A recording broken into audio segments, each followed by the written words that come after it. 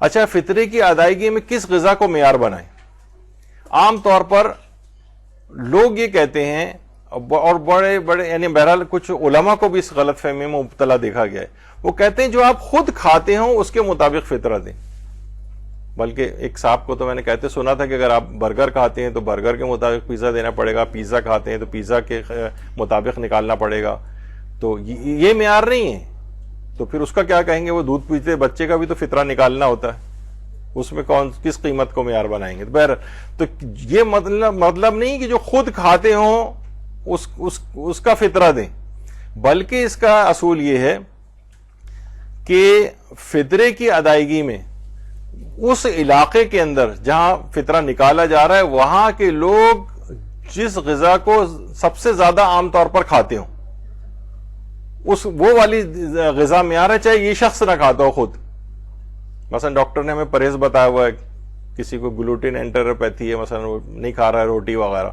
تو اب یہ نہیں ہے کہ وہ کہے گا کہ اچھا میں پھر جو کسی اور غذا کو بیس بنائے ہوا، نہیں، اس علاقے کے اندر ان جنرل تو لوگ عام طور پہ یہاں پر روٹی کھاتے ہیں یا مثلا چاول کھاتے ہیں۔ مثلا کوئی بنگلہ دیش میں فطرہ نکال رہا ہے، مجھے نہیں پتا کہ وہاں روٹی وغیرہ کتنی کھائی جاتی، لیکن چاول تو بہرحال وہ اس کے مطابق نکالیں گے، اگر چاول اور روٹی دونوں کھائے جاتے ہیں تو اس کے مطابق نکالیں گے۔ تو بہرحال یہ خود کھانا معیار نہیں ہے، بلکہ اس علاقے جہاں پر زکوٰۃ فطرہ تقسیم ہو رہی ہے وہاں کے لوگ عام طور پر جو ہے کیا چیز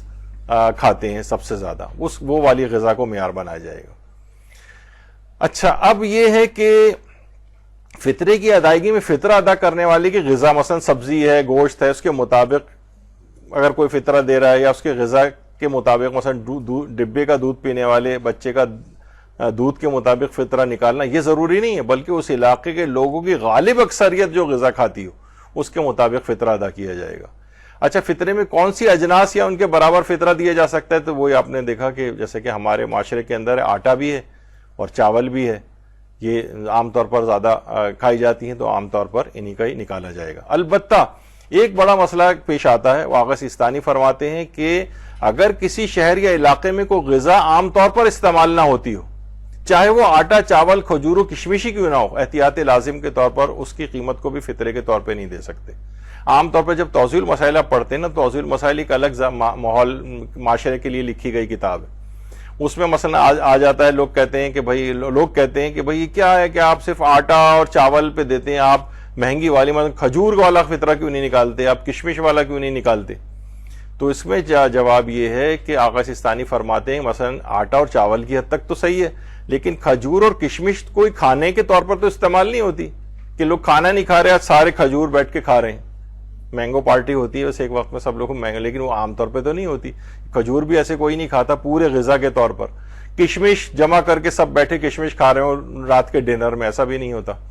تو بہرحال پھر وہ فرماتے ہیں احتیاط لازم ہے کہ ان چیزوں کا فطرہ نہیں نکالا جا سکتا، چاہے آپ کو توضیح المسائل میں لکھی ہوئی نظر آئے۔ فرماتے ہیں، اور بلکہ آغا سیستانی تو فرماتے ہیں آٹا اور چاول بھی نہیں کھایا جاتا تو ان کا بھی فطرہ احتیاط لازم ہے کہ نہیں دے سکتے آپ کسی ایسے ماحول اور معاشرے میں جہاں چیزیں نہیں کھائی جاتی، یعنی وہ چیز جو اس معاشرے میں کھائی جاتی ہو فقط وہ نکالنا پڑے گی۔ اچھا اب اس کے بعد ہے کہ اچھا نکال تو رہے ہیں، آٹا تو بہت ساری اس کی کوالٹی آتی، کون سی قیمت کو معیار بنائیں گے؟ چاول بہت ساری کوالٹی آتی، اب مثلا جیسے آج کل 360 کا جو ہے وہ 3 کلو ہے، تو اس کا مطلب 120 روپے کلو ہے، ممکن ہے کسی جگہ 150 روپے کلو والا آٹا بھی ہو، 200 کلو والا آٹا بھی ہو، تو معیار کیا ہوگا؟ تو اس میں کم ترین جو ہے اس کو بھی معیار بنا سکتے ہیں، اس کے مطابق دے سکتے ہیں، لیکن اتنی کنجوسی، پہلے اتنی کم رقم ہے، اس میں بھی کنجوسی کرنے کی کیا ضرورت ہے، اچھے سے اچھا بھی دے سکتے ہیں۔